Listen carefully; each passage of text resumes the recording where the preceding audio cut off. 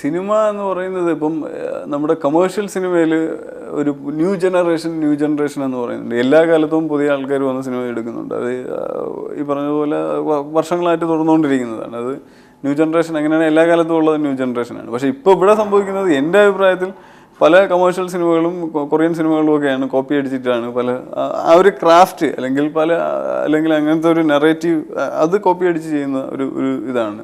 അപ്പോൾ അത് മലയാളികൾക്ക് ചിലപ്പോൾ അത് പുതുതായിരിക്കും. അപ്പോൾ അത് ന്യൂ ജനറേഷൻ ഏത് വാക്ക് ഉപയോഗിക്കണമെന്ന് എനിക്കറിയില്ല. അതേസമയം പാരലൽ സിനിമയിൽ അങ്ങനെ ഒരു സംഭവം പോലും നടക്കുന്നില്ല.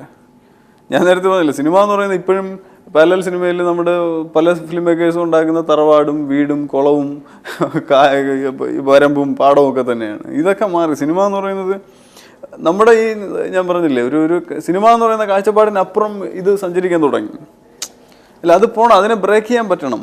നമുക്കിപ്പോൾ സിനിമ എന്ന് പറയുമ്പോൾ ഇങ്ങനെയാണ്, അതിലൊരു കഥ വേണം, അതിൽ ഇത്തരം കുറച്ച് ഇമോഷൻസ് വേണം, അല്ലെങ്കിൽ അത് അങ്ങനെയാണ് ഇങ്ങനെയാണ് എന്നുള്ളൊരു അതിനപ്പുറം ചിന്തിക്കാൻ പറ്റുന്നില്ല. ഇപ്പോൾ വീഡിയോ ആർട്ട് എന്നൊക്കെ പറയുന്നുള്ള രീതിയിൽ ഇപ്പോൾ മോഡേൺ ചിത്രകലയിലൊക്കെ നമ്മൾ മോഡേൺ ആർട്ട് ആസനം വിഷ്വൽസ് വെച്ചിട്ട് അത് ഏത് തരത്തിൽ കമ്മ്യൂണിക്കേറ്റ് ചെയ്യുന്നുള്ളത് നമ്മൾ ഡിസ്കസ് ചെയ്യേണ്ടതാണ്. അപ്പോൾ അങ്ങനെ ഇമേജസ് ആണ് ശരിക്കും, ഇമേജസും സൗണ്ടും ഓഡിയോ വിഷ്വൽ ആ ഒരു തരത്തിലോട്ടാണ് സിനിമ മാറിക്കൊണ്ടിരിക്കുന്നത്. അപ്പോൾ ഇതിന് സിനിമ എന്ന് പറയണോ അത് വേറെ എന്തെങ്കിലും വാക്ക് ഇട്ട് വിളിക്കണമെന്ന് പോലും. അപ്പോൾ അത്തരത്തിലുള്ള ഒരു മാറ്റം മലയാളം പാരലൽ സിനിമയ്ക്ക് ഇതുവരെ സംഭവിച്ചിട്ടില്ല. പക്ഷേ മറാഠിയിൽ നിന്നൊക്കെ അങ്ങനെ സിനിമകൾ വരുന്നുണ്ട്. അതുകൊണ്ടാണ് പല സിനിമകളും പല സ്ഥലത്തും എത്തുന്നത്.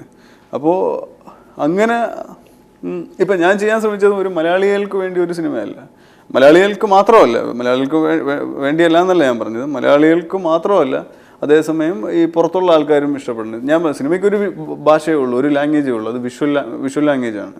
അപ്പോൾ ഈ സിനിമയിൽ ആകെ 15 ഡയലോഗേ ഉള്ളൂ എൻ്റെ സിനിമയിൽ. അപ്പോൾ തമിഴ്നാട്ടിലാണെങ്കിലും തമിഴെന്നോ കന്നഡയെന്നോ അങ്ങനെയല്ല, ആർക്കും കമ്മ്യൂണിക്കേറ്റ് ചെയ്യണം. അത്തരം സിനിമകൾ എക്സിസ്റ്റ് ചെയ്യുള്ളൂ, നിലനിൽക്കുകയുള്ളൂ എന്നുള്ളതാണ് ഞാൻ വിശ്വസിക്കുന്നത്. അപ്പം ആ ഒരു അപ്രോച്ചിലാണ്. പിന്നെ നമ്മുടേതായിട്ടുള്ള ഒരു പുതിയ സിനിമ ഉണ്ടാക്കണം. ഈ പറഞ്ഞ പോലെ ആയിരക്കണക്കിന് സിനിമ ലോകം മുഴുവൻ ഉണ്ടാവുന്നു. അപ്പോൾ അത് തന്നെ കോപ്പി അടിച്ച് വെച്ചിട്ട് കാര്യമില്ലല്ലോ. ഇപ്പം അങ്ങനെ ഒരു ഉദ്ദേശത്തിൽ നമ്മൾ ചെയ്യുമ്പോൾ നമ്മൾ ഒറിജിനലായിട്ട് സിനിമ ഉണ്ടാക്കണം. അപ്പോൾ ഒറിജിനലായിട്ട് ഉണ്ടാക്കുന്ന സിനിമയെ അവിടെയും പോവുള്ളൂ. നമ്മളിപ്പോൾ വേറെ സ്ഥലത്ത് അയക്കാൻ ഇപ്പം ഞാൻ കാനൽ അയച്ചു, അല്ലെങ്കിൽ അങ്ങനത്തെ ഫെസ്റ്റിവലിന് അയക്കാനാണ് ഞാൻ എല്ലാം ഞാൻ പറയുന്നത് അയച്ചിട്ടുണ്ട്. അപ്പോൾ അവരത് കണ്ടു, ഡിസ്കസ് ചെയ്തു. അപ്പോൾ ഞാൻ അവരെ സിനിമ കോപ്പി അടിച്ച് വെച്ച് കഴിഞ്ഞാൽ അതിൽ കാര്യമുണ്ട്. നമ്മൾ ഒറിജിനലായിട്ട് സിനിമ ഉണ്ടാക്കണം, ഒറിജിനൽ തോട്ടിൽ നിന്ന് ഒറിജിനൽ ഐഡിയ നിന്ന് പുതിയ വിഷ്വൽ ഇതുണ്ടാക്കണം. നമുക്ക് എന്തെങ്കിലും പുതുതായിട്ട് ചെയ്യാൻ പറ്റണം സിനിമയ്ക്ക്. പിന്നെ പറയുന്ന സിനിമയ്ക്ക് ആകെ 120 വർഷത്തെ ചരിത്രമേ ഉള്ളൂ. ഇപ്പോൾ നമ്മുടെ ചിത്രകല എടുത്താലും നമ്മുടെ മ്യൂസിക് എടുത്താലും വേറെ ഏത് മേഖല എടുത്താലും ആയിരക്കണക്കിന് വർഷങ്ങളുടെ ചരിത്രമുണ്ട്. പക്ഷേ സിനിമയ്ക്ക് 120 വർഷത്തെ ചരിത്രമേ ഉള്ളൂ. ഞാൻ വിശ്വസിക്കുന്നു ഇതിൻ്റെ ഒരു 5% പോലും ഈ വിഷ്വൽ മീഡിയം ഉപയോഗിച്ചിട്ടില്ല. ഇനിയാണ് അതിൻ്റെ സാധ്യതകൾ, അതിഭീകരമായിട്ടുള്ള സാധ്യതകളുണ്ട്. പുതിയ ആൾക്കാർ ഇതിലോട്ട് കടന്നു വരികയാണെങ്കിൽ പുതിയ ഇതിലോട്ട് കണ്ടെത്തി നമുക്ക് അത്തരത്തിൽ ഒരു വലിയ സാധ്യത നമ്മുടെ മുന്നിൽ കിടപ്പുണ്ട് സിനിമ. അല്ല, ഇപ്പോൾ ഞാൻ പറഞ്ഞില്ലേ, പല ഫിലിം ഫെസ്റ്റിവൽസുമായിട്ട് ബന്ധപ്പെട്ട് ഇപ്പോൾ ബോംബെയിൽ ഫെസ്റ്റിവലുമായിട്ട് ബന്ധപ്പെട്ട് ഫിലിം മാർട്ടുണ്ട്, ഗോവയിൽ ഫിലിം ബസാറുണ്ട്. ഇതേ സമയം നമ്മുടെ IFFK തുടങ്ങിയ സമയത്ത് തന്നെ തുടങ്ങിയതാണ് ബുസാൻ ഫെസ്റ്റിവൽ. എനിക്ക് തോന്നുന്നു അവിടെ ഒരു ലോക്കൽ ഫിലിം മേക്കറുടെ പടം അവിടെ എൻ്റർ ചെയ്ത് കഴിഞ്ഞാൽ ലോകം മുഴുവൻ അത് കാണുകയാണ്, ലോകം മുഴുവൻ ശ്രദ്ധിക്കുകയാണ്, അവർ ഇതിനെ പ്രൊമോട്ട് ചെയ്യുകയാണ്. ഇപ്പോൾ ഇറാൻ സിനിമകൾ, ഇറാനിൽ ഇപ്പോൾ ഞാൻ ഗോവയിൽ ചെന്ന് നോക്കുമ്പോൾ ഇറാൻ സിനിമകളെ മാത്രം പ്രൊമോട്ട് ചെയ്യാൻ വേണ്ടി അവിടെ നിന്നൊരു ഏജൻസി ഒരു സ്റ്റാളെടുത്ത് അവിടെ ഇരിക്കുകയാണ്. അപ്പോൾ അങ്ങനെ ഒരു പ്രൊമോഷൻ ആ തരത്തിൽ കേരളത്തിൽ നിന്നോ മലയാളത്തിൽ നിന്നോ ഉണ്ടാകുന്നില്ല. പക്ഷേ ഈ സംഭവം ഇവിടെ വരണം, കേരളത്തിൽ സംഭവിക്കണം. ഈ ഒരു മാർക്കറ്റിംഗ്, പിച്ചിങ്, ഇപ്പോൾ സ്ക്രിപ്റ്റ് പിച്ച് ചെയ്യാൻ പറ്റണം പുതിയ ചെറുപ്പക്കാർക്ക്, അല്ലെങ്കിൽ ആർക്കാണെങ്കിലും പുതിയതോ പഴയതോ ആൾക്കാർക്ക് അതിനുള്ളൊരു ഇതുണ്ടാക്കണം. പിന്നെ കോ പ്രൊഡക്ഷൻ ലാബ് ഉണ്ടാക്കണം, അതുപോലെ വർക്ക് ഇൻ പ്രോഗ്രസ് ലാബുകൾ ഉണ്ടാക്കണം. അങ്ങനെ പലതരത്തിലുള്ള ഇപ്പം കംപ്ലീറ്റ് ചെയ്യാനുള്ള ഫണ്ട് കൊടുക്കുന്ന ലാബുകൾ ഉണ്ടാക്കണം. ഇത്തരം സ്ഥലങ്ങളിൽ അവരവരുടെ സ്ക്രിപ്റ്റും അവരവരുടെ ഐഡിയയും പിച്ച് ചെയ്യാൻ പറ്റണം. അങ്ങനെ ഒരു അവസ്ഥ വരുമ്പോൾ ചിലപ്പം ഇൻ്റർനാഷണൽ ആൾക്കാർ വരും, അവർ വന്നിട്ട് അത് ചിലപ്പം കോ പ്രൊഡക്ഷൻ കിട്ടുമായിരിക്കും. അതിവിടെ വലിയ 1-2 പേർക്ക് മാത്രമേ ഇപ്പോൾ കോ പ്രൊഡക്ഷൻ ഇതുവരെ കിട്ടിയിട്ടുള്ളൂ. ഷാജി സാറിൻ്റെയൊക്കെ പടം, ഷാജിൻ കരുൺ സാറിൻ്റെയൊക്കെ പടം കോ പ്രൊഡക്ഷൻ കിട്ടിയിട്ടുണ്ട് പലപ്പോഴും. പല ഫിലിം മേക്കേഴ്സ് ഇന്ത്യയിലെ പല ആൾക്കാരും കോ പ്രൊഡക്ഷൻ ചെയ്യുന്നുണ്ട്. ഇപ്പം നമുക്കിപ്പം ചെയ്യാവുന്ന ഏറ്റവും എളുപ്പം, ഇപ്പം ലഞ്ച് ബോക്സ് എന്ന് പറയുന്ന ഒരു സിനിമ ഇപ്പം 10 കോടിയാണ് ബജറ്റ്, ഋതേഷ് ബാത്രയുടെ ഹിന്ദി സിനിമയാണ്. അതിൽ 3.5 കോടി കൊടുത്തിരിക്കുന്നത് NFDC ആണ്. ഇപ്പം ആ സിനിമ കാണുമ്പോൾ നമുക്ക് തോന്നുന്നത് അത് കേരളത്തിലാണെങ്കിൽ 50 ലക്ഷം രൂപയുടെ സിനിമ അതിലുള്ളൂ, 10 കോടി എന്തിന് എന്നുള്ളൊരു സംഭവമുണ്ട്. അപ്പം സിനിമയുടെ അടിസ്ഥാനം പൈസയാണ്. അപ്പം അത്തരത്തിൽ പിന്നെ എപ്പോഴും ചെയ്യണമെന്നൊന്നുമില്ല. എന്നെ സംബന്ധിച്ചിടത്തോളം സിനിമ ചെയ്യുന്നത് നല്ലതായിരിക്കണം. അത് ഇപ്പോൾ 100 എണ്ണം ചെയ്തിട്ട് കാര്യമില്ല, ഒരു 5 എണ്ണം ചെയ്താൽ മതി. ഞാനൊക്കെ ഏറ്റവും കൂടുതൽ ഇൻസ്പയർ ആയിരിക്കുന്നത് ടെറൻസ് മല്ലിക് എന്ന് പറയുന്നൊരു ഫിലിം മേക്കറാണ്. ഹോളിവുഡ് അമേരിക്കൻ ഫിലിം മേക്കറാണ്. പുള്ളി 40 വർഷം കൊണ്ട് 5 സിനിമ എടുത്തിട്ടുള്ളൂ. ഇപ്പോഴാണ് അടുത്തടുത്ത് 2 സിനിമ വന്നിട്ടുള്ളത്, ടു ദ വണ്ടറും ട്രീ ഓഫ് ലൈഫ് എന്ന് പറയുന്ന സിനിമ. അപ്പോൾ ഒരു വിഭാഗം ലോകം മുഴുവൻ ഇപ്പോഴും അംഗീകരിക്കുന്ന ഏറ്റവും മികച്ച സംവിധായകനെന്ന് അദ്ദേഹത്തെയാണ്. തർക്കോസ്കി 8 സിനിമ എടുത്തിട്ടുള്ളൂ.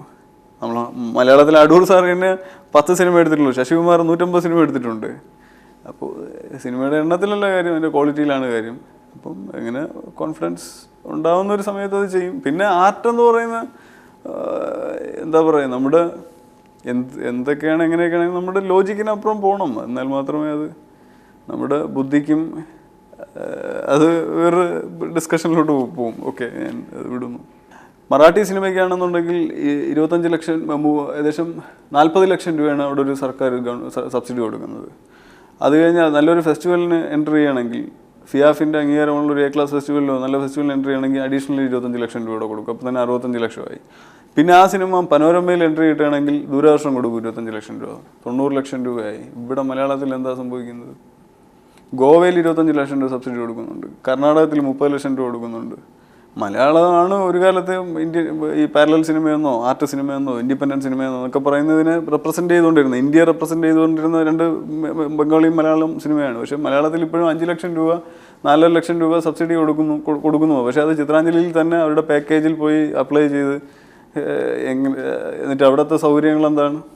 അപ്പോൾ സർക്കാർ ഇതിന് മുന്നിട്ടിറങ്ങണം. അല്ലെങ്കിൽ ഇപ്പോൾ അടൂർ കമ്മിറ്റി റിപ്പോർട്ട് വളരെ നല്ലതാണ്, അത് നടപ്പിലാക്കിയാൽ മാത്രം മതി ഒരു പരിധി വരെ. എന്നിട്ട് ഈ മാർക്കറ്റും ശ്രദ്ധിച്ചാൽ മാത്രം മതി. അത് ശരിക്കും അധികൃതർ ഇത് ചെയ്യേണ്ടതാണ്. പിന്നെ നമ്മുടെ രാഷ്ട്രീയ സാഹചര്യം ഉണ്ടല്ലോ. ഇപ്പോൾ ഒരാൾ പറയും അടുത്ത 5 വർഷം കഴിയുമ്പോൾ വേറെ ആൾക്കാർ വരും. ഈ 5 വർഷത്തിന് ഇടയിൽ തന്നെ ചെയർമാൻമാർ ഇപ്പോൾ എത്ര പേര് മാറി? ഇതിൽ മറ്റുള്ളവർ ആർട്ടിസ്റ്റിക് ഡയറക്ടർ മാറുന്നു, അത് മാറുന്നു. നമ്മുടെ രാഷ്ട്രീയ സാഹചര്യം അറിയില്ല എന്തായിരിക്കും സംഭവിക്കുന്നതെന്ന്. ഞാൻ ഇതുവരെ ചിന്തിച്ചത്, ഇപ്പോൾ ഓൾറെഡി ഞാൻ 2-3 സ്ക്രിപ്റ്റൊക്കെ നേരത്തെ തന്നെ എഴുതി വെച്ച സ്ക്രിപ്റ്റുകളുണ്ട്. അപ്പം ഇതേ രീതിയിൽ തന്നെ മുന്നോട്ട് പോകുക എന്നുള്ളത് തന്നെയാണ് ഞാൻ. ഇതിപ്പോൾ എല്ലാവരും ഇപ്പം തന്നെ പലപ്പോഴും എനിക്ക് തോന്നുന്നു പനോരമ സെലക്ഷൻ വന്നപ്പോൾ ഒരു ചാനലിൽ, അല്ലെങ്കിൽ ഒന്നല്ല പല ചാനലിലും പറയുന്നത് കേട്ടു, ഇന്ത്യൻ സിനിമ അല്ലെങ്കിൽ മലയാളത്തിൽ നിന്ന് 7 സിനിമകൾ ഇത് ചെയ്തു. Mammootty cinema, Dulquer Salman cinema, Mohanlal cinema എന്നാണ് പറയുന്നത്. ഇപ്പം എൻ്റെ സിനിമ എന്ന് പറയുന്നത് സജിൻ ബാബുവിൻ്റെ സിനിമയാണ്. ഇത് മമ്മൂട്ടി സിനിമയല്ല, മോഹൻലാൽ സിനിമയല്ല. അപ്പം നമ്മുടേതായിട്ടുള്ളൊരു ഐഡൻറ്റിറ്റി അങ്ങനെയാണ് ലോകം മുഴുവനുള്ളത്. എല്ലാവരും ഡയറക്ടറുടെ പേരിലാണ് സിനിമ അറിയപ്പെടുന്നത്, അല്ലെങ്കിൽ ഫിലിം മേക്കറുടെ പേരിലാണ്. 3 വർഷത്തെ ഒരാളുടെ അധ്വാനമാണ്. ഒരു ആക്ടറുടെ പേര്, ആക്ടർ ഒരു വർഷത്തിൽ എത്ര സിനിമ അഭിനയിക്കുന്നുണ്ട്?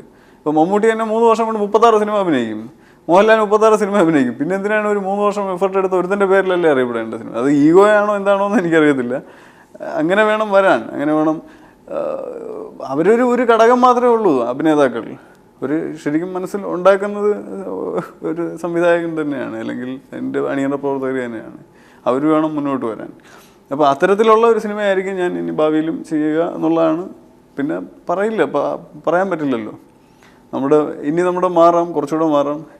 ഇപ്പം ഇതാണ് ശരിയെന്ന് തോന്നുന്നു, ഇപ്പം നാളെ വേറെയാണ് ശരിയെന്ന് തോന്നിയാൽ അങ്ങോട്ട് പോകും. എന്തായാലും നല്ലത് മാത്രം ആഗ്രഹിക്കുന്നു.